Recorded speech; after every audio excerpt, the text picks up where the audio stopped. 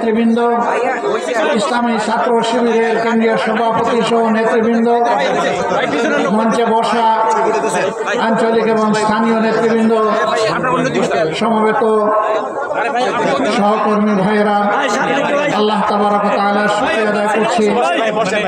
মৃদু শীতের আজকের এই সকাল থেকে আল্লাহ তাআলা উন্মুক্ত পরিবেশে আমাদেরকে বহুদিন বহু বছর পর এই ধরনের একটি সম্মেলন অনুষ্ঠানের তৌফিক দান করেছেন, আলহামদুলিল্লাহ। স্বৈর শাসক একটানা 15.5 বছর এই জাতির ঘাড়ের উপর জগদ্দল পাথর হিসাবে চেপে বসেছিল। তার আগের 2 বছরের অসাংবিধানিক অস্বাভাবিক সরকারটাও ছিল তাদেরই উচ্ছৃঙ্খল আন্দোলনের ফসল। সব মিলিয়ে জাতি 17.5 বছর ফ্যাসিস্ট শাসনের অধীনেই ছিল। যারা ফ্যাসিবাদী, এক সময় তাদের পতন হয়। পতন যখন হয় তখন মুসলিম মানুষ আর তাদেরকে কবুল করে না। দেশের বুকে তাদের থাকার তখন সৎসাহস হয় না। মঈনুদ্দিন ফখরুদ্দিনও আজকে দেশে নাই, ওরাও পালিয়ে গেছে। এরপরে যারা এসেছিল তারাও পালিয়ে গেছে। কেন? তারা না বলেছিল তাদের আমল বাংলাদেশের স্বর্ণযুগ, তাদের উন্নয়নের মহাসড়ক, তারা না বলেছিল বাংলাদেশ উন্নয়নের রোল মডেল, তারা না বলেছিল বাংলাদেশে আইনের শাসন কায়েম হয়েছে তাদের হাতে। তাহলে তাদেরকে পালাতে হলো কেন? পালায় তারাই যারা অসংখ্য অপকর্ম করে, যাদের কোনো নৈতিক সাহস থাকে না জনগণের সামনে মুখ দেখানো। তাদের সকলের পতন হয় অত্যন্ত অপমানজনক। সহকর্মী ভাইয়েরা, আল্লাহ তাআলার দান। ছোট্ট একটি দেশ, প্রায় 18-19 কোটি মানুষ। এত ছোট দেশে এত মানুষ, দুনিয়ার কোথাও নেই। কিন্তু এটাও ঠিক, যেই দেশের 1 ইঞ্চি জমি এমন নেই যেখানে আল্লাহ নিয়ামত দান করেন। জমির উপরিভাগ সবুজ, নিচে আল্লাহ তাআলা দিয়েছেন খনিজ সম্পদ, পানিতে আল্লাহ সম্পদ দান করেছেন, পানির নিচেও আল্লাহ খনিজ সম্পদ দান করেছেন। এমন সুষম দেশ দুনিয়ার বুকে খুব কমই আছে। বহু দেশ আমাদের চাইতে 20-30 গুণ বড়, কিন্তু সেখানে হাজার হাজার মাইল মরুভূমির পর মরুভূমি। একটা গাছ ফলাতে হলে তাদেরকে অনেক পরিশ্রম করতে হবে, অনেক বিনিয়োগ করতে হবে। আর বাংলাদেশে পাখি আমাদের ফলের বীজ খায়, ফল খায়, আস্তে করে বীজটা ছেড়ে দেয়, সেখান থেকে গাছ ওঠে। এরকম একটি সম্ভাবনার বাংলাদেশ। 53টি বছর এক এক করে চলে গেল 72-এর পরে, আবার এর আগে 23টি বছর চলে গেল 47-এর পরে। যারা এই ক্ষমতায় এসেছে, এই 2 দফা স্বাধীনতার সময় যাদের নেতৃত্বে দেশ স্বাধীন হয়েছিল, তারা জনগণকে ধোঁকা দিয়েছে। তারা জনগণের সাথে দেওয়া একটা কথাও রক্ষা করে নাই। তারা জনগণের সেবক হওয়ার কথা বলে জনগণের মালিক এবং জমিদার হয়ে বসেছিল। বিশেষ করে এই 17.5 বছর, 2 বছরের ধারাবাহিকতায় পরবর্তী 15.5 বছর যারা দেশকে শোষণ করেছে, নির্যাতন করেছে, মানুষের উপর জুলুম করেছে, সম্পদ লুণ্ঠন করেছে, যারা খুন করেছে, গুম করেছে, আয়নাঘর তৈরি করেছে, মানুষের ইজ্জত লুণ্ঠন করেছে, এরা দেশকে গুরুস্থান কিংবা শ্মশানে পরিণত করেছে। তারা বলতো তাদের আমলে দেশে নাকি শান্তি বিরাজ করছে। আমরা তখনও বলেছি, হ্যাঁ, এই শান্তি হচ্ছে কবরস্থানের শান্তি। কবরস্থানে সমস্ত মৃত মানুষের নিবাস, ওখানে কারো কণ্ঠ শোনা যায় না। অর্থাৎ তারা মানবতাকে হত্যা করে শান্তি কায়েম করেছে। মানুষের সম্পদ চুরি করে, লুণ্ঠন করে বিদেশে তারা কাড়ি কাড়ি টাকা জমিয়েছে। তাদের এত লিপ্সা, পেট তাদের এত বড়, সেই পেট কিছুতেই ভরে না। হ্যাঁ, আদম সন্তানের পেট ভরবে কবরের মাটি। অবশ্যই এটা ঠিক, জীবন্ত থাকা অবস্থায় অনেকে কবরের স্বাদ এখন পাচ্ছে। যারা নিরীহ মানুষকে আয়না করে রেখে দিন সপ্তাহ মাস অতিক্রম করে বছরের পর বছর অন্ধকার প্রকোষ্ঠে রেখে আজানটা পর্যন্ত শুনতে দেয়নি, আজকে তাদের পরিণতি দেখেই জাতির শিক্ষা নেওয়া উচিত। এদেশের জনগণ একটা পরিবর্তনের জন্য ছাত্রদের পাশে বুক চিতিয়ে দাঁড়িয়েছিল ওই 24-এ। 47 থেকে শুরু করে 71 থেকে শুরু করে 24 পর্যন্ত এসে দেশ, দিন এবং জনগণের স্বার্থে যারা জীবন দিয়েছেন, আমরা তাদের সকলের প্রতি গভীর শ্রদ্ধা জ্ঞাপন করছি। আল্লাহ তাআলার দরবারে দোয়া করি আল্লাহ তাদেরকে শহীদ হিসাবে কবুল করুন। যারা বুক চিতিয়ে যুদ্ধ করেছেন, আল্লাহ তাআলা তাদেরকে মকবুল বান্দাবান্দি হিসাবে কবুল করুন। যারা পঙ্গুত্ব বরণ করেছেন, আহত হয়েছেন, আঘাত পেয়েছেন, আল্লাহ রাব্বুল আলামিন তাদের উপর তার কুদরতের প্রশান্তির হাত বুলিয়ে দিন এবং তাদেরকে আল্লাহ তাআলা সুস্থতার নিয়ামত দান করুন।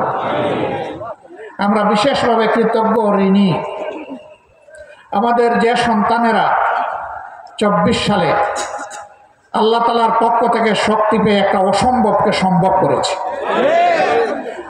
আমরা তাদেরকে আমাদের ভালোবাসা উপহার দিচ্ছি।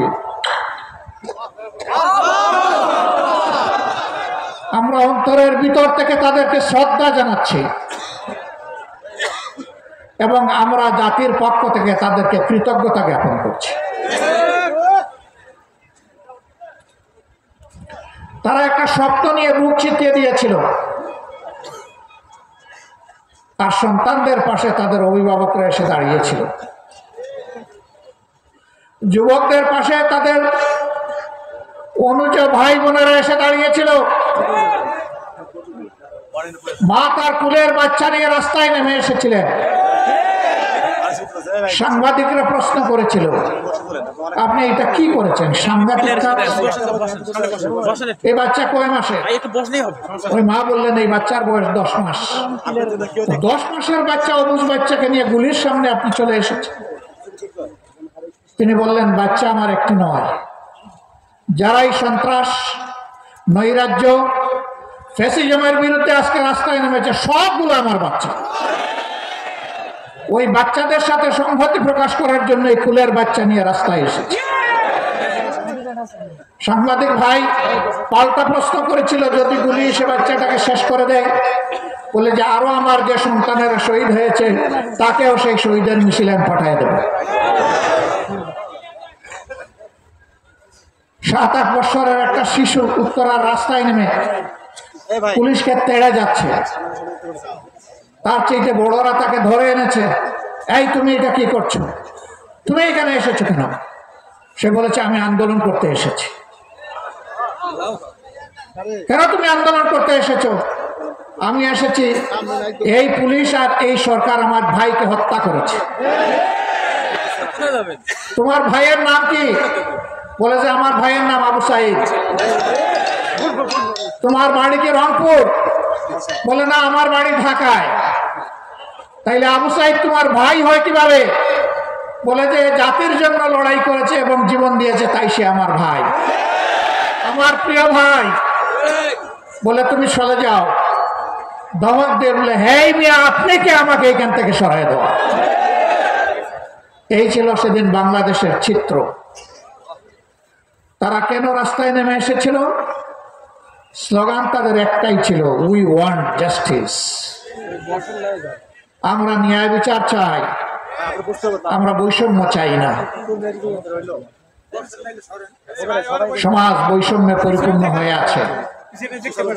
যে বৈষম্য 17.5 বছরে তৈরি হয়ে গিয়েছিল, একটা জঞ্জাল এখনো সমাজ থেকে যায়নি। কেন?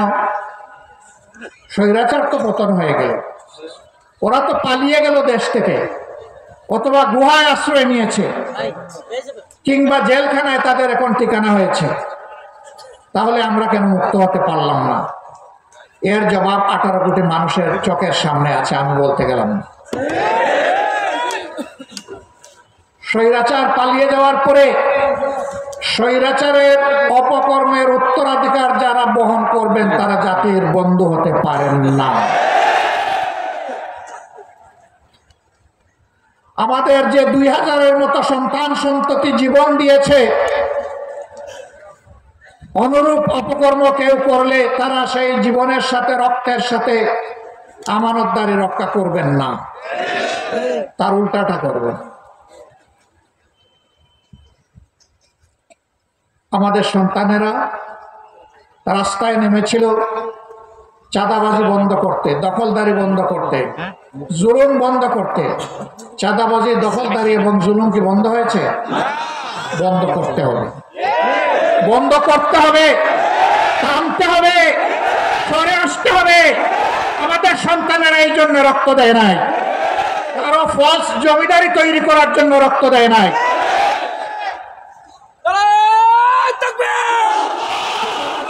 দখল বাণিজ্যের চাইতে ভিক্ষা করা উত্তম। ভিক্ষায় কোনো দোষ নাই।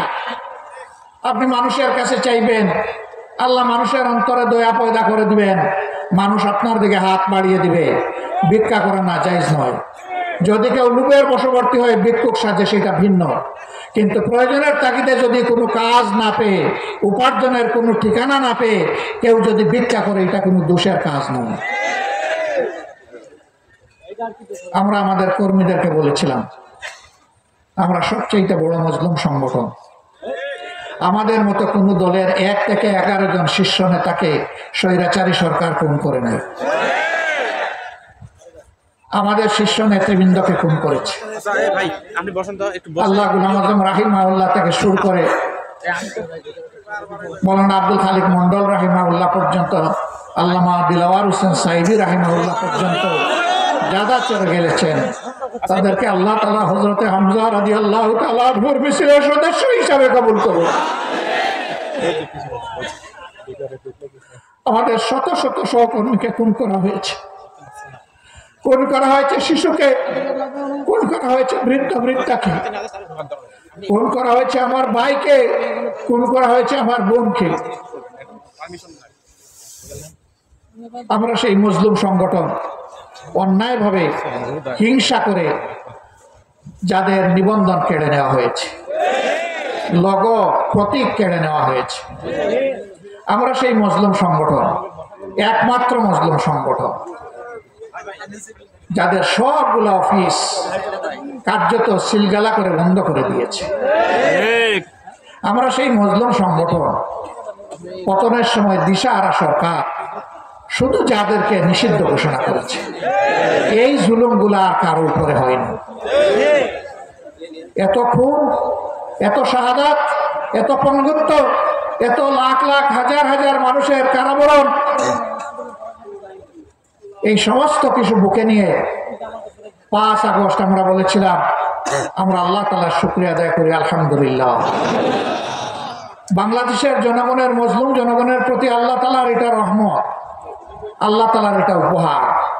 কেউ কল্পনা করে নাই 5 তারিখ এমন একটা পরিবর্তন হয়ে যাবে। আমি ছাত্রদের কথাও জানি, তারাও কল্পনা করে নাই 5 তারিখে এই পরিবর্তন। এই অসম্ভবকে সম্ভব করেছেন আল্লাহ রাব্বুল আলামিন। আমরা তাই প্রথমত আমাদের সহকর্মীদেরকে, তারপরে নির্বিশেষে পুরা দেশবাসীকে আহ্বান জানিয়েছিলাম, আল্লাহ তাআলার এই নিয়ামতের শুকরিয়া আদায় করার জন্য আসুন আমরা শান্ত থাকি, ধৈর্য ধরি এবং দেশ গঠনে অংশগ্রহণ করি। আলহামদুলিল্লাহ, আলহামদুলিল্লাহ, এত বড় একটা পরিবর্তন, এত জুলুম নির্যাতনের পরে, পরিবর্তনের পরে একটা দেশে যা হয়, সম্প্রতি ইতিহাসে বিভিন্ন দেশে যা হয়েছে তার কিছুই বাংলাদেশে হয়নি। আওয়ামী লীগের এক নেতা বলেছিলেন, আমরা ক্ষমতা থেকে নামলে 2 দিনের মধ্যে আওয়ামী লীগ এবং তার সহযোগী অঙ্গ সংগঠনের 5 লক্ষ লোককে প্রতিপক্ষের লোকেরা খুন করবে।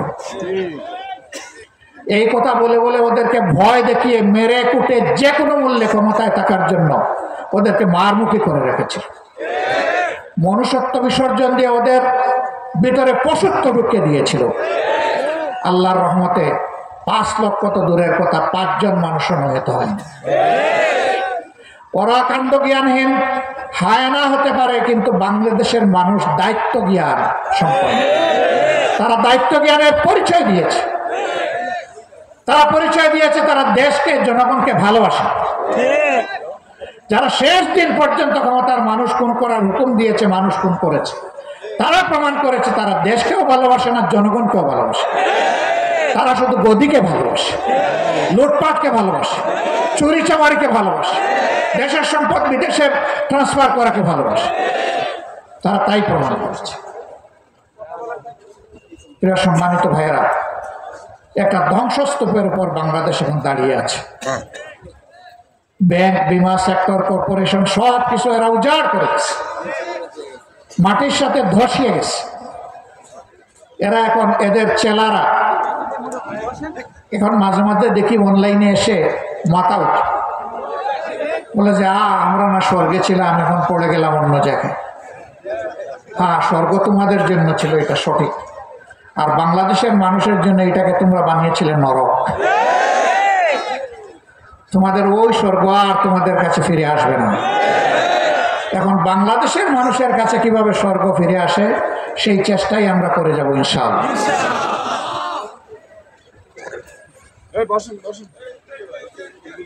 এত নির্যাতিত সংগঠন জামাত ইসলামী, আমরা ঘোষণা দিয়েছি আমরা আইনকে হাতে তুলে নেব না এবং আমরা ব্যক্তি পর্যায়ে কোনো প্রতিশোধ গ্রহণ করব না। আপনারা বলেন, আমরা কি আমাদের কথা রক্ষা করেছি? আপনারা রক্ষা করেছেন? আল্লাহ শুকরিয়া এবং আপনাদেরকে কৃতজ্ঞতা। আমরা বলেছিলাম চাঁদাবাজি নাপাক জিনিস, আমরা কোনোদিন করি নাই। আমাদেরকে আমাদের সম্মানিত নেতৃবৃন্দ এটা শিখান নাই। আমরা কোনো চাঁদাবাজি করব না এবং চাঁদাবাজি আমাদের সামনে হতে দেখলে আমরা যতদূর সম্ভব সেটা প্রতিরোধ করব। আপনারা কি আমাদের এই আহ্বান রক্ষা করেছেন? একটা করেছেন, আর একটা পারেন নাই। আমরা জানি নিজেরা চাঁদাবাজি করছেন না, কিন্তু চাঁদাবাজদেরকে আপনারা থামাতে পারছেন না। অবশ্য চাঁদাবাজদেরকে থামানো আমাদের দায়িত্ব না, এটা রাষ্ট্রের দায়িত্ব। রাষ্ট্র উদ্যোগ নিলে আমরা রাষ্ট্রকে কথা দিচ্ছি আমরা রাষ্ট্রের সাথে থাকবো ইনশাআল্লাহ। আমরা বলেছিলাম ফুটপাত থেকে বিভিন্ন জায়গা দখল করা, বালু মহাল, জল মহাল, এই মহাল, সেই মহাল, এগুলো আমাদের কাজ না। আমরা দখল বাণিজ্য করব না। আপনারা কোথা রক্ষা করেছেন? করবেন, এটার উপরে থাকবেন ইনশাআল্লাহ। আমরা এগুলা করব না, কারণ আমরা দেশের মানুষকে ভালোবাসি। আমরা নিজেরা শান্তিতে থাকতে চাই এবং প্রিয় জাতিকে শান্তিতে রাখতে চাই। শান্তিতে থাকতে হলে, রাখতে হলে এগুলা করা যাবে না। আমরা আবারও জাতিকে সামনে রেখে ওয়াদা করছি আমরা এগুলা করব না ইনশাআল্লাহ। আশা করি জাতি তাদের খোলা চোখ দিয়ে দেখতে পাচ্ছে আমরা এগুলা করি না। আমি অনুরোধ করব, আমাদের নামে কেউ যদি এটা করার জন্য হাত বাড়ায়, ওর হাত অবশ করে দেবে। মনে করবেন সে আমাদের লোক নয়, সে আমাদের দুশমন। এরকম কোনো হাত আমরা দেখতে চাই না, এরকম কোনো চোখ আমরা দেখতে চাই না, যেই চোখ অন্যের সম্পদের উপরে পড়বে। আমরা অল্প তুষ্ট হয়ে সম্মানের সাথে বসবাস করতে চাই। সম্মানিত ভাইয়েরা, আমরা কথা দিচ্ছি জনগণের ভালোবাসা নিয়ে আল্লাহ তাআলা যদি আমাদেরকে এ দেশের দায়িত্বের জন্য কবুল করেন, আমরা দেশ এবং জাতিকে আল্লাহর কোরআনের ভিত্তিতে ন্যায় বিচার উপহার দেব ইনশাআল্লাহ। সেই দিন রাষ্ট্রের শাসকও বিচারের তলোয়ারের নিচে তাকেও থাকতে হবে। তিনি অন্যায় করলে রাষ্ট্র তাকে ক্ষমা করবে না, বিচার বিভাগ তাকে ক্ষমা করবে না। ইসলামের সোনালী ইতিহাস চাইব। একটা রাজ্যের গভর্নর খলিফা তাকে ডেকেছেন, ডেকে এনে সম্মানের সাথে বলছেন, এ দায়িত্ব আপনারা পালন করতে হবে না। বলেছেন যে আমি সংশোধন হতে চাই, আমার দোষটা কি আমাকে বলুন। খলিফা বলেছেন, আমি খবর পেয়েছি আপনাকে যেদিন আমি গভর্নর নিয়োগ করেছিলাম, সেই দিন আপনার যে অবস্থা ছিল, সম্পদ ছিল, সহায় ছিল, তা নাকি এখন একটু বেড়ে গিয়েছে। আপনি যে ভাতা পান রাষ্ট্রের কোষাগার থেকে, বায়তুল মাল থেকে, সেই ভাতায় তো কোনো সুরত আপনার জীবন চলার কথা আমার মতো, আপনি উদ্বৃত্ত করলেন কিভাবে? তিনি বললেন যে বিভিন্ন জায়গা থেকে উপঢৌকন এসেছে, সেইগুলা গিয়ে আমি উত্তর। খলিফা বলেছেন, আপনি যদি ওই জায়গায় না থাকতেন আপনাকে কি কেউ উপঢৌকন দিত? উনি ছোট বললেন যে এখন আপনাকে সরাই দেওয়া হলো, দেখি কে আপনাকে একটু উপঢৌকন দেয়। এটি হচ্ছে ইসলামী রাষ্ট্র। এটা কাউকে ক্ষমা করবে না, কারণ মুখ দেখে সিদ্ধান্ত নেবে না, বরঞ্চ কোরআনের নীতি দেখে সিদ্ধান্ত নেবে ইনশাআল্লাহ। এ রাষ্ট্র কায়েম হলে দল ধর্ম নির্বিশেষে সমস্ত মানুষ তার জীবন, তার সম্পদ, তার ইজ্জতের নিরাপত্তা পাবে। সে নিরাপত্তা পাবে বেঁচে থাকার সম্মানজনকভাবে, গ্যারান্টি পাবে তার মেধা বিকাশে, গ্যারান্টি পাবে তার মেধা এবং যোগ্যতা অনুযায়ী হাতে কাজ পাওয়া। রাষ্ট্র দেখবে না কে কোন ধর্মের, কে কোন দলের, রাষ্ট্র দেখবে এই কাজের জন্য সে যোগ্য কিনা। সম্মানিত ভাইয়েরা, যে আল্লাহ মুসলমানদেরকে পয়দা করেছেন সেই একই আল্লাহ তো অন্যান্য ধর্মাবলম্বীদেরকে পয়দা করেছেন। আল্লাহ চাইলে সবাইকে হেদায়েত দিতে পারতেন না? না, আল্লাহ কাউকে জোর করে হেদায়েত দেন। এই জন্য ধর্ম গ্রহণ করার পূর্ণ এখতিয়ার মানুষের উপর আল্লাহ ছেড়ে দিয়েছে। ভালো মন্দের বিধান স্পষ্ট করে দিয়েছেন, বাইয়ানা করে দিয়েছে, উজ্জ্বল এবং জাইয়ানা করে দিয়েছেন। ওস্তাদ হিসাবে নবী পয়গম্বর পাঠিয়েছে, এরপরে মানুষকে স্বাধীনতা দিয়েছে যে ভালো মনে করবে সে তাই গ্রহণ করবে, যারা করবে না তাদের উপর আল্লাহ নিজেও জোর জবরদস্তি করবেন। তবে গ্রহণ করার পুরস্কার আর না করার শাস্তি আল্লাহ তাও জানিয়ে দিয়েছে। এর ভিত্তিতে আল্লাহ তাআলা আদালতে আখিরাতে at the day of final judgment Allah তাআলা সেদিন জাজমেন্ট ডেলিভারি করবেন। সেদিন তার ইনসাফ সকলের জন্য হবে। আল্লাহ কারো উপর সামান্য চুল পরিমাণ কোন বেইনসাফ করবেন। তবে হ্যাঁ, আল্লাহ তাআলা ইনসাফের অতিরিক্ত কাউকে যদি মহব্বত করে ইহসান করতে চান তাহলে অনেক পাপীকেও আল্লাহ তাআলা ক্ষমা করে দিয়ে জান্নাতে দিতে পারবেন, সেখানেও বাধা দেওয়ার শক্তি কারো থাকবে না। এই জন্যই তিনি আল্লাহ, এই জন্যই তিনি সমস্ত সৃষ্টির স্রষ্টা। সেই মহান স্রষ্টা যে বিধান দিয়েছেন, দিয়ে বলতেছেন যে এইটাই তোমাদের জন্য কল্যাণকর, মানবতা এখানেই শান্তি এবং ইজ্জত পাবে, নিরাপত্তা পাবে। আল্লাহর সার্টিফাইড করা সেই বিধানই আমরা, বিধানের দিকেই মানুষকে আমরা ডাকি। এর বাইরে আমাদের মন গড়া কোনো তন্ত্রমন্ত্র মতবাদের দিকে আমরা ডাকি না। বলবেন যে এই যে সোনার রাষ্ট্র আপনারা কায়েম করার ওয়াদা দিচ্ছেন, এরকম সুন্দর সুন্দর ওয়াদা তো ক্ষমতায় যাওয়ার আগে সবাই দেয়, কিন্তু ক্ষমতায় গেলে যে ভুলে যায়। আপনারা যে ভুলবেন না তার গ্যারান্টি কি? এ প্রশ্নটা আসতেই পারে, আসতে পারে না? হ্যাঁ, গ্যারান্টি আছে। গ্যারান্টি আগামীর নয়, গ্যারান্টি যেটা হয়ে গেছে ওইটা দিয়েই প্রমাণ করতে হয়। 53 বছরের স্বাধীন বাংলাদেশের ইতিহাস, দুইজন মন্ত্রী এমন ছিলেন, তাদের অসংখ্য শত্রু ছিল, আদর্শিক শত্রু। মিথ্যা অপবাদ দিয়েছে, গালিগালাজ করেছে, মিথ্যা অভিযোগে ফাঁসিও দিয়েছে। কিন্তু এই তিনজন তিনটা মন্ত্রণালয়ে যখন দায়িত্ব পালন করেছেন, তারা মাইক্রোস্কোপ টেলিস্কোপ দিয়ে কোনো অপরাধ অথবা কোনো দুর্নীতি আবিষ্কার করতে পারেননি। এই দুইজনের 4 হাতের 20 আঙ্গুল ছিল পরিচ্ছন্ন, স্বচ্ছ, জর্জর। কোরআনের কর্মী যারা বনে তাদের চরিত্র এমনই হয়।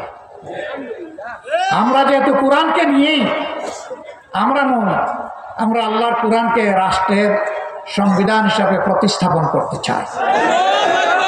এই জন্য এই রাষ্ট্রের খাদেম যারা হবে, আলহামদুলিল্লাহ তাদের হাতও আল্লাহ তাআলা এইভাবে পরিচ্ছন্ন রাখার ব্যবস্থা করবেন। আমরা আল্লাহর কাছে সেই সাহায্য চাই, আমরা কথা দিচ্ছি। যদি আল্লাহ তাআলা এই দায়িত্ব আমাদেরকে দেন, আমরা সেবক হব, মালিক হব না। আমরা হব আল্লাহর গোলাম আর জনগণের সেবক। আমরা আল্লাহ ছাড়া এই রাষ্ট্রে কাউকে ভয় করব না। এবং এই রাষ্ট্রের জনগণকে আল্লাহ ছাড়া কাউকে ভয় করতে হবে না। অমুক এসে জাপটা মারবে, অমুক এসে দখল করবে, অমুক আমাদের ঘাড়ে ধরবে, অমুক আমাদের মাথার উপরে উঠবে, এ রাষ্ট্রের নাগরিকদেরকে এই ধরনের দুশ্চিন্তা করতে হবে না। কারণ আল্লাহ যাদের পক্ষে থাকেন, আল্লাহ নিজেই বলছেন যে রাব্বুল আলামিন কি করবেন, তিনি মওলা হিসাবে যথেষ্ট। হাসবুনাল্লাহু ওয়া নি'মাল ওয়াকিল। এই রাষ্ট্রের তত্ত্বাবধায়ক হবেন তিনি, নি'মাল মওলা অভিভাবক হবেন তিনি, নি'মান নাসির, যা প্রয়োজন সব কিছু তার সাহায্যে কমপ্লিট হবে এবং তিনিই তা পূরণ করবেন। আল্লাহ বলেছেন আসমান এবং জমিন দুইটাকে উর্বর করে দেওয়া হবে এই রাষ্ট্রের জন্য। মদিনায় সেই রাষ্ট্রই কায়েম হয়েছে। এই রাষ্ট্রের সুফল সমস্ত দুনিয়া ভোগ করেছে। এই জন্য দুনিয়ার রাষ্ট্র ব্যবস্থার ইতিহাসে মদিনার রাষ্ট্রকে চ্যালেঞ্জ করার মতো শক্তি আজও কারো হয়নি। মুহাম্মদুর রাসূলুল্লাহ সাল্লাল্লাহু আলাইহি সাল্লামকে 2 নম্বরে এখনো কেউ নিতে পারেনি। যখন মহামানবদের তালিকা তৈরি করেছে বিভিন্ন ধর্মের লোক, গবেষক, চিন্তাবিদ, রাষ্ট্রবিজ্ঞানী, এই নামটাকে 1 নম্বরে রাখতে হয়েছে। বিশাল রাজ্যের শাসক হিসাবে আল্লাহ রসুলের পরে হযরত ওমরকে সবাই স্মরণ করে এবং এই লেসন সকল দেশের পাঠ্যপুস্তকে থাকে, বিশেষ করে শাসকদের জন্য এবং সামরিক বাহিনীর জন্য। কেন? কারণ তারা আল্লাহকে অনুসরণ করেছে, তারা আল্লাহর বিধান অনুযায়ী জমিনকে শাসন করেছিলেন এবং তারা আল্লাহ ছাড়া কাউকে ভয় করে না। ইনশাআল্লাহ বাংলাদেশে আল্লাহ ছাড়া কাউকে ভয় করবে না।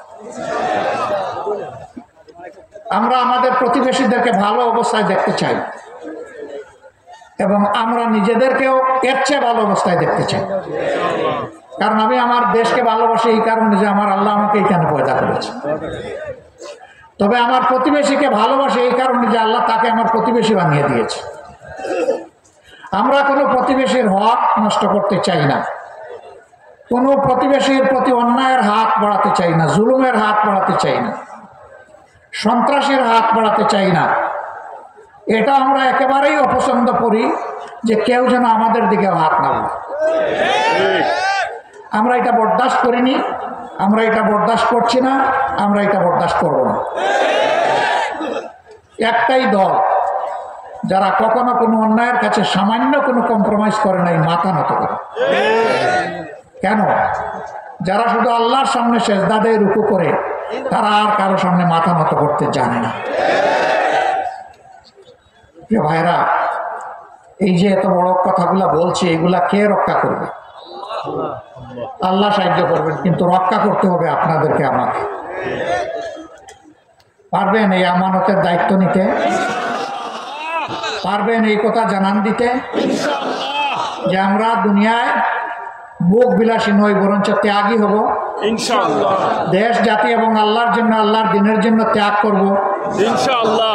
ভোগের ক্ষেত্রে আমাদের চোখ থাকবে নিচের দিকে, উত্তম কাজের জন্য আমাদের চোখ থাকবে ঊর্ধ্ব দিকে ইনশাআল্লাহ। আমরা পারবো ইনশাআল্লাহ, পারবো ইনশাআল্লাহ। দুর্বল ইনশাআল্লাহ, ইনশাআল্লাহ। আবার বলুন, আমরা পারবো ইনশাআল্লাহ। হ্যাঁ, ইনশাআল্লাহ, ইনশাআল্লাহ। আল্লাহ আমাদেরকে ক্ষমতা দিলে আমরা পারবো ইনশাআল্লাহ, ইনশাআল্লাহ। সংগ্রামী সহকর্মীবৃন্দ, এখন যারা দেশের দায়িত্বে আছেন, তারা একটা বিপ্লবের ফসল, একটা গণ অভ্যুত্থানের ফসল। তারা জোর করে ক্ষমতায় বসেন। তাদেরকে আপামর জনগণ, মজলুম জনগণ, নির্যাতিত জনগণ, বিপ্লবী জনগণ তাদেরকে এই দায়িত্ব দিয়েছে। তাদের কাছে রক্তের আমানত, অসংখ্য পঙ্গু ভাই বোনের আমানত, তাদের কাছে এই দেশের মজলুম জনগণের আমানত। আমরা তাদেরকে অনুরোধ করব, অতীতে যারা হাত ময়লা করেছে, দুর্নীতি করেছে, ঘুষ খেয়েছে, চাঁদাবাজি করেছে ক্ষমতার গরমে, আপনারা এই কয়জন মানুষ আল্লাহকে ভয় করে আল্লাহর রাস্তায় আপনারা স্বচ্ছ থাকুন। জনগণকে আপনারা হতাশ করবেন না। আমাদের 2 নম্বর আহ্বান আপনাদের প্রতি, যা কিছু ন্যায্য, ন্যায়সঙ্গত, যে কোনো সংকোচ তারা আপনারা তা করে যান। এদেশের জনগণ আপনাদের সাথে থাকবে ইনশাআল্লাহ। আপনারা কোনো চাপ, কারো চোখ রাঙ্গানি, দেশ হোক বিদেশ হোক, এগুলাকে পাত্তাই দেবেন, কারণ আপনাদের পিছনে জনগণের সমর্থন আছে। কিন্তু যদি আপনারা এগুলাকে পাত্তা দিয়ে জনগণের আমানত নষ্ট করেন, সেই জনগণ আপনাদেরকেও ছাড় দেবে না। জায়গায় জায়গায় এখনো ফেসিবাদের দূষররা বসে আছে। আমরা বলি না যে আজকেই সব পরিচ্ছন্ন করে ফেলেন, কিন্তু আমরা বলছি যে আপনাদেরকে এদেরকে পরিচ্ছন্ন করতে হবে। এখনো এরা ভিতরে বসে ষড়যন্ত্র করছে, তার হাজার প্রমাণ আমরাও বুঝি, আপনারাও বুঝেন। ষড়যন্ত্রকারীদেরকে কোনো ছাড় দেওয়া যাবে না। যারা অন্যায় অপরাধ করেছে তাদেরকে অবশ্যই বিচারের আওতায় আনতে হবে, ন্যায় বিচার নিশ্চিত করতে হবে। আমাদের উপর এরা জুলুম করেছিল, বিচার করেছিল, আমরা ওটাও চাই না যে তাদের উপর জুলুম করা হোক, জেনে তেন বিচার করা হোক। আমরা চাই স্বচ্ছ বিচারের মাধ্যমে তাদের পাওনা তাদেরকে বুঝিয়ে দেওয়া হোক। ইনশাল্লাহ তাদের পাওনা তারা পেয়ে গেলে আমরা আশা করি যে জীবনের স্বাদ তাদের মিটে যাবে ইনশাল্লাহ। আসসালামু আলাইকুম। হ্যাঁ ভাই, আগে যে মানুষকে নিয়ে তুচ্ছ তাচ্ছিল্য করতো, মানুষের জীবনকে যে কোনো মানুষের জীবন মনে করতো না, তারা যেন সেটা বুঝতে পারে, এরকম শাস্তি তাদের হওয়া উচিত। ঢাকা গেছে, ঢাকা জনসভায় গেছে। আমাদের কাছে সাংবাদিক বন্ধুরা জানতে চান আপনারা কখন নির্বাচন চান। আমরা বলি যে দেখেন, আমরা তো 17.5 বছর ধৈর্য ধরেছি, জাতির স্বার্থে আরেকটু ধৈর্য ধরার জন্য আমরা প্রস্তুত। আমাদের ভিতরে জনসভায় অস্থিরতা নাই, জনসভায় যে আজকেই নির্বাচন করে গদিতে বসতে হবে। কারণ এই গদি আল্লাহ যদি আমাদেরকে দান করেন, এটা আমাদের জন্য বিরাট এক পরীক্ষা হয়ে বোঝা হিসাবে আমাদের ঘাড়ে আসবে। সুতরাং গদি কোনো সুখের জিনিস নয়, গদি আল্লাহর পক্ষ থেকে আমানতের বিষয়। 2 নম্বর হচ্ছে 17.5 বছরে যে জঞ্জাল সৃষ্টি হয়েছে, এই জঞ্জালের কতিপয় দিক এমন আছে যে এটা পরিচ্ছন্ন না করলে একটা সুষ্ঠু নির্বাচন কোনোভাবেই সম্ভব নয়। আমরা যেন তেন কোনো নির্বাচন চাই, আমরা একটা সুষ্ঠু নির্বাচন চাই। আমরা আবার লাঠি, মাসুল এবং মানি প্রভাবিত কোনো নির্বাচন আমরা চাই না। এখানে আমাদের মেসেজ একেবারে, বার্তা একেবারে স্পষ্ট। বলবেন তাইলে কি আরো 17.5 বছর অপেক্ষা করবেন? না, তাও না। যাদেরকে দায়িত্ব দেওয়া হয়েছে তারা সবাই সুশিক্ষিত মানুষ, এই দেশে তাদের জন্ম হয়েছে। এই দেশের 18 কোটি মানুষ যদি মজলুম হয়, তারাও মজলুম, তারাও অনেকে জুলুমের শিকার হয়েছে। তার সাক্ষী আমরা। আশা করি তারা মজলুম হিসাবে দেশের 18 কোটি মানুষকে তারা সম্মান করবেন। এই জন্যে যথার্থ সময়ের বাইরে একটা মিনিটও সংস্কারের জন্য তাদের নেওয়া উচিত নয়। আমরা যে যৌক্তিক সময় বলেছি, এটা তারাই ঠিক করুক। মাননীয় প্রধান উপদেষ্টা বলেছেন এবছরের শেষে অথবা আগামী বছরের শেষে অথবা তারপরের বছরের মধ্যখানের ভিতরে একটা নির্বাচন অনুষ্ঠিত হতে পারে। আমরা মোবারকবাদ জানাই। ইতিমধ্যে নির্বাচন কমিশন গঠন হয়েছে, আর তিনি নির্বাচনের ব্যাপারে ইঙ্গিত দিয়েছেন, সুস্পষ্ট কথা এখনো বলেননি। আমরা বলবো যে সংস্কারকে দ্রুত এগিয়ে নিন, যৌক্তিক সময়ে এগিয়ে নিন এবং ক্রমান্বয়ে সুস্পষ্ট ঘোষণাটাও দিয়ে দিন। আমি আজকেই দাবি করছি না, কিন্তু ঘোষণাটা হলে এদেশের মানুষের মধ্যে একটা আস্থা তৈরি হবে যে এই সরকার আবার মঈন ফখরের সরকারের মতো নতুন দল গঠন করে ক্ষমতায় বসার অভিলাষ প্রকাশ করবে না। এই সরকারের কেউ যদি রাজনীতি করতে চান, যদি কোনো দলে যুক্ত হতে চান, তাহলে তাদের দায়িত্ব হবে এই সরকার থেকে সরে যাওয়া। তারা সরকার থেকে সরে গিয়ে দল গঠন করলে সেটি হবে স্বচ্ছতা। কারণ এই সরকারে কোনো দলবাজ কেউ থাকুক, এটা আমরা চাই না। আমরা চাই অ্যাবসলিউটলি এটা হোক জনমানুষের সরকার। এরপরে জনগণের ভোটে যারা আসবে তারা হবে দলীয় সরকার। দলীয় সরকার আসবে, কিন্তু দায়িত্ব পড়বে জনগণের। এই জন্য শতভাগ জনগণ তাদেরকে ভোট দিয়ে এখানে পাঠাবে না। এখানেও তাদেরকে ভোট দিয়ে কেউ পাঠায়নি, কিন্তু বিপ্লব যারা করেছে তাদের দোয়া এবং সমর্থন নিয়ে তারা গিয়েছেন। অতএব আমরা ধরে নিতে পারি তারা আপামর জনগণের সরকার, এটা যেন তারা বুঝেন। আর জনগণও যেন তাদেরকে ন্যায্য কাজে সহযোগিতা করেন। যদি তারা কোনো অন্যায় করেন তাহলে আমরা কথা দিচ্ছি সবার আগে আমরা এই চিৎকার দিয়ে প্রতিবাদ করবো। অবশ্য প্রতিবাদ করার আগে তাদেরকে সংশোধন হওয়ার জন্য পরামর্শ দেব। তারা যদি সেই পরামর্শ গ্রহণ করেন মোবারকবাদ, যদি গ্রহণ করেন না করেন জনগণকে সাথে নিয়ে চিৎকার আমাদেরকে দিতেই হবে, প্রতিবাদ আমাদেরকে করতেই হবে। কারণ আল্লাহ তাআলা আমাদেরকে এ দায়িত্ব দিয়েছেন, যারা মুমিন মুসলমান তাদেরকে তাআওয়ানু আলাল বিররি ওয়াত তাকওয়া ওয়ালা তাআওয়ানু আলাল ইসমি ওয়াল উদওয়ান, ন্যায় এবং ভালো কাজে তোমরা সহযোগিতা করো পরস্পর, কিন্তু অন্যায় এবং মন্দ কাজে তোমরা করবে না। আমরা করব শুধুমাত্র ন্যায়ের কাজে, ভালো কাজে, দেশ গঠনের কাজে, সততার কাজে, দেশপ্রেমের কাজে আপনারা পাশে পাবেন। কিছুদিন আগেই সরকারকে ফেলে দেওয়া অবস্থা, ধাক্কাধাক্কি শুরু হয়ে গিয়েছিল, তাই না? সরকার সমস্ত রাজনৈতিক দলকে ডেকেছিল, যারা ফ্যাসিবাদ বিরোধী তাদের সবাইকে, আধিপত্যবাদ বিরোধী এই দলগুলোকে ডেকেছিল। আলহামদুলিল্লাহ বাংলাদেশের 53 বছরের ইতিহাসে ডান বাম, ইসলামী অন ইসলামী বিভিন্ন আদর্শের সমস্ত দল এক আঙ্গিনায় একসাথে বসেছে, বসে বলেছে দেশ আমাদের সবার, অতএব কোন সাম্রাজ্যবাদ আধিপত্যবাদকে আমরা বরদাস্ত করব না। আমরা দেশের সাথে এক আছি। সরকার যতদিন পর্যন্ত দেশের স্বাধীনতা এবং সার্বভৌমত্বের প্রহরীর কাজ করবে আমরা ততদিন এই সরকারের পাশে আছি, সাথে আছি। কাজে এই সরকারকে তো সমস্ত রাজনৈতিক দল ম্যান্ডেট দিয়েছে, আপনারা আগান, কিন্তু জনগণকে হতাশ করবেন না। আপনারা বাজার মূল্যে আমরা জানি আগের সরকারের প্রতিষ্ঠিত সিন্ডিকেট এখনো আপনারা ভাঙতে পারেন নাই, কিন্তু এটাও ভাঙতে হবে, এটাও ভাঙতে হবে। এই ভাঙনে আমরা আপনাদের সাথে থাকবো, আপনারা উদ্যোগ গ্রহণ করুন। উদ্যোগ আপনাদেরকে নিতে হবে। যদি হাত বদল হয় তাকে, তাহলে নতুন যে হাতে আসে ওই হাত অবশ করে দেন। এরা জনগণের দুশ্মন, কোন দুশ্মনের হাতে আর বাংলাদেশের ইজারা আমরা দিতে চাই না।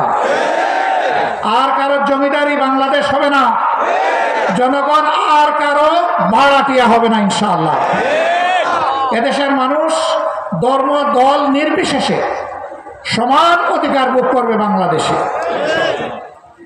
আমরা সেই বাংলাদেশ দেখতে চাই, আপনারাও কি সেটা চান? আমার এক ভাই বলেছেন যে নারীদের ব্যাপারে ভয় দেখানো হয়, জামাতে ইসলামী বা ইসলামী দল ক্ষমতায় আসলে কি হবে। সম্মানিত ভাইয়েরা, ইসলামী দলগুলো দায়িত্বশীলতার পরিচয় দিয়েছে, শুধু জামাত ইসলামী না। মজলুম হিসাবে ইসলামী দলগুলোই ছিল সবচেয়ে বেশি জুলুমের শিকার। হেফাজতের লোকগুলাকে কিভাবে শাপলা চত্বরে 13 সালের 5 মে খুন করা হয়েছে আমরা কি দেখি নাই? 21 সালে তাদের উপর কিভাবে তাণ্ডব চালানো হয়েছিল আমরা কি দেখি নাই? হাজার হাজার আলেমকে ধরে নিয়ে পায়ে ডান্ডা বেড়ি পড়ানো হয়েছিল আমরা কি দেখি নাই? আমরা সব দেখেছি। কিন্তু সেই জনগণ, আল্লাহর অশেষ মেহেরবানি, এই ইসলামী জনতা এই পরিবর্তনের সাথে সাথে 4 দিন তো বাংলাদেশে কোনো সরকারই ছিল না।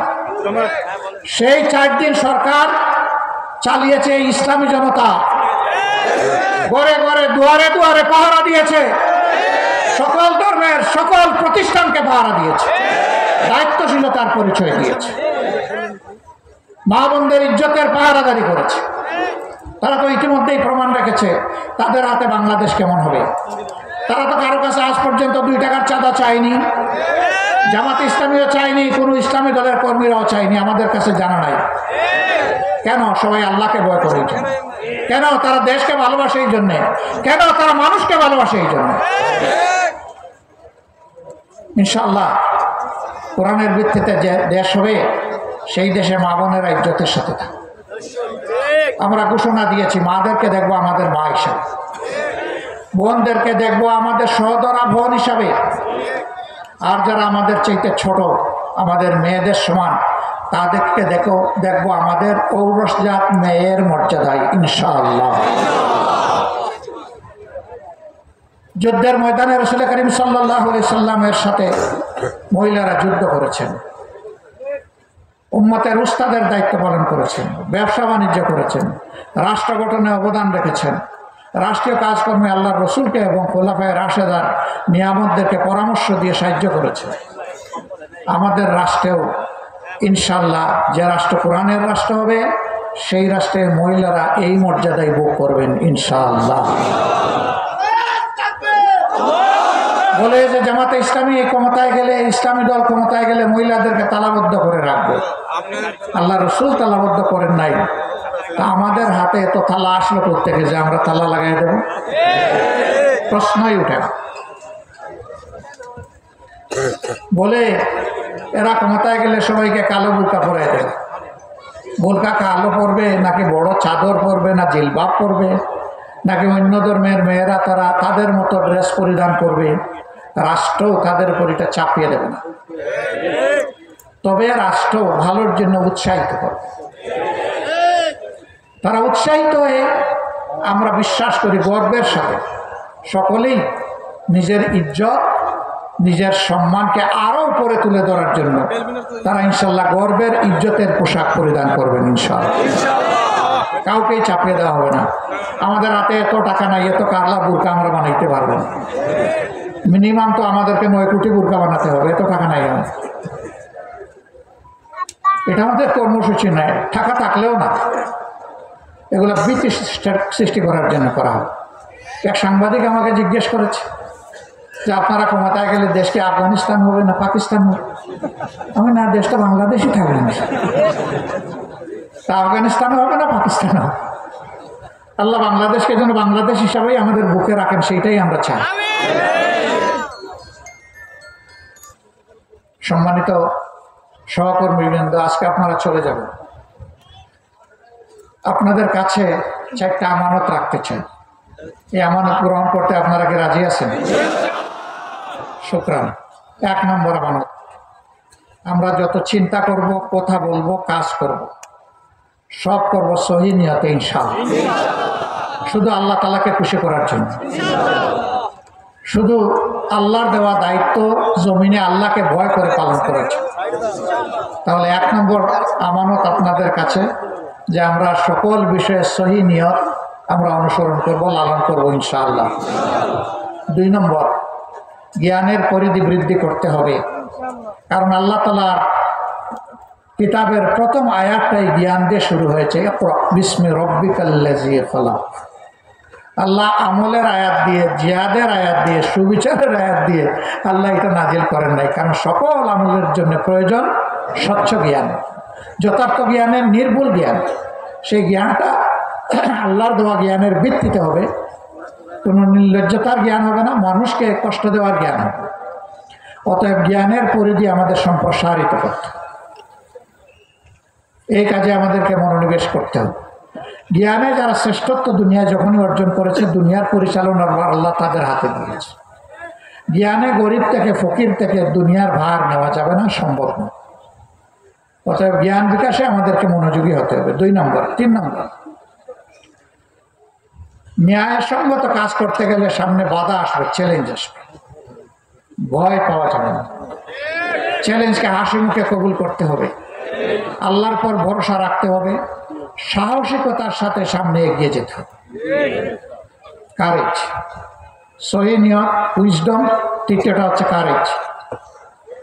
আমরা আল্লাহ ছাড়া আর কোনো কিছুকে পরোয়া করবো না, পরোয়া করবো শুধু পরওয়ারদিগারকে ইনশাআল্লাহ। আর যা জীবন চলার পথে আবর্জনা হিসাবে আসবে, চ্যালেঞ্জ হিসাবে, সেইগুলাকে অপসারণ করার জন্য, সাফ করে দেওয়ার জন্য আল্লাহ যেন শক্তি দেন। ওই শক্তি যা দিলে সব আবর্জনা সাফ হয়ে যায়। 4 নম্বর হচ্ছে আমাদেরকে পরিশ্রমী হতে হবে। পরিশ্রমী ছাড়া কোনো জাতির কপাল বদলায় না। প্রথম 3টা আছে, কিন্তু অলস জাতি, এদের কপাল বদলাবে না। আমরা নিজে পরিশ্রমী হব, আমাদের জাতিকে ইনশাআল্লাহ পরিশ্রম। এই জাতিকে পরিশ্রমী করার জন্য আমাদের 2য় দফা আমরা প্রথমে বাস্তবায়ন করব। আমরা জাতিকে নৈতিকতা সমৃদ্ধ এই জীবনে শ্রেষ্ঠত্ব অর্জন করার জন্য শিক্ষা তাদের হাতে তুলে দেবো ইনশাআল্লাহ। এই শিক্ষা থেকে ডাকাত বের হবে না, চোর লুটেরা বের হবে না, খুনি বের হবে না, ঐশী তৈরি হবে না, আয়নাগর পয়দা হবে না। এই শিক্ষা হবে নৈতিকতা সম্পন্ন, দায়িত্ববোধ সম্পন্ন শিক্ষা। আর এই শিক্ষিত হয়ে যারা বের হবে তাদের শিক্ষার পাঠ চুকানোর সাথে সাথে তাদের উপযুক্ত কাজটি তাদের হাতে চলে আসবে। এই জন্য প্রত্যেকটি যুবকের হাত হবে কর্মীর হাত ইনশাআল্লাহ। এই যুবকদের হাত দিয়েই আমরা বাংলাদেশ, আগামীর বাংলাদেশ গড়তে চাই। অতএব আমরা যুব সমৃদ্ধ একটা বাংলাদেশ দেখতে চাই। এই পটেনশিয়াল ফোর্সের হাতে আমরা বাংলাদেশ তুলে দিতে চাই। যারা মুরব্বী তারা কি মন খারাপ করছে? আপনারাও যুবক, বয়স যাই হোক, 80 হোক 90 হোক, কোনো সমস্যা নেই। যুবক থাকবেন, নিয়ত করেন, আল্লাহর কাছে দোয়া করেন, বলবেন যে আমি নিয়ত করলেই কি আমার সাদা দাড়ি কালো হয়ে যাবে না? না, সাদা দাড়ি কালো হবে না, কিন্তু আপনার মন যদি যুবক থাকে, দাড়ি চুল ভ্রু কোন দিকে গেল খেয়াল করবেন না, চালায় যান। আপনি যুবক, আবার 30-35 বয়স, সব কিছু দেখলে মুশড়ে যায়, ভয় পায়, অলস কাতর, ও হলো বুড়া। ওই বুড়া হওয়া যাবে না কেউ। ইনশাল্লাহ সবাই যুবক থাকবেন তো? এবার মুরব্বীরা খুশি হয়ে গেছে যে আমরাও যুবক আছি এখন। সম্মানিত ভাইয়ের, আমি বলছিলাম যে আমরা যুব সমৃদ্ধ একটা সমাজ গড়বো ইনশাআল্লাহ।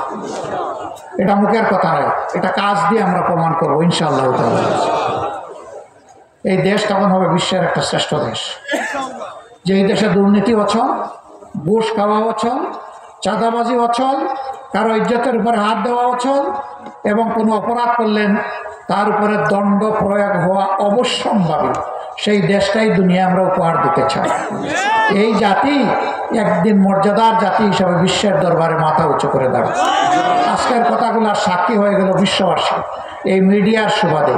আমি মিডিয়াকে সাক্ষী রাখলাম, আপনারা আপনাদের আর্কাইভে এই কথাগুলো আপনারা হেফাজত করবেন। যদি এর কোনো বিচ্যুতি দেখেন আমাদেরকে ধরে দেবেন, আমাদেরকে ছাড় দেবেন। আর যদি ভালো কিছু দেখেন তাহলে আপনাদেরকে আমরা সঙ্গে চাই। এমন একটা সমৃদ্ধ বাংলাদেশ, একটা বৈষম্যহীন ন্যায়ভিত্তিক বাংলাদেশ, সত্যিকারের একটা শান্তি এবং সোনার বাংলাদেশ গঠন করার জন্য আমরা এই মিডিয়ার মাধ্যমে প্রিয় দেশবাসীকে, তাদের কাছে আমরা ভালোবাসা চাই, তাদের দোয়া চাই, সমর্থন চাই, সহযোগিতা চাই, তাদেরকে আমরা পাশে চাই, তাদেরকে আমরা বুকে চাই, সাথে চাই। আল্লাহ তাআলা সবাইকে ভালো রাখুন, এ দেশের উপর আল্লাহ রহমত নাজিল করুন, শান্তির ফয়সালা আল্লাহ তাআলা দান করুন। সত্যিকার অর্থে আমাদের স্বাধীনতার ফসল আমাদের জনগণের ঘরে ঘরে পৌঁছে দেওয়ার তৌফিক আল্লাহ তাআলা দান করুন। সবাইকে ধন্যবাদ। আল্লাহ হাফিজ। বাংলাদেশ জিন্দাবাদ। বাংলাদেশ জামাত ইসলামী জিন্দাবাদ। আসসালামু আলাইকুম ওয়া রাহমাতুল্লাহ।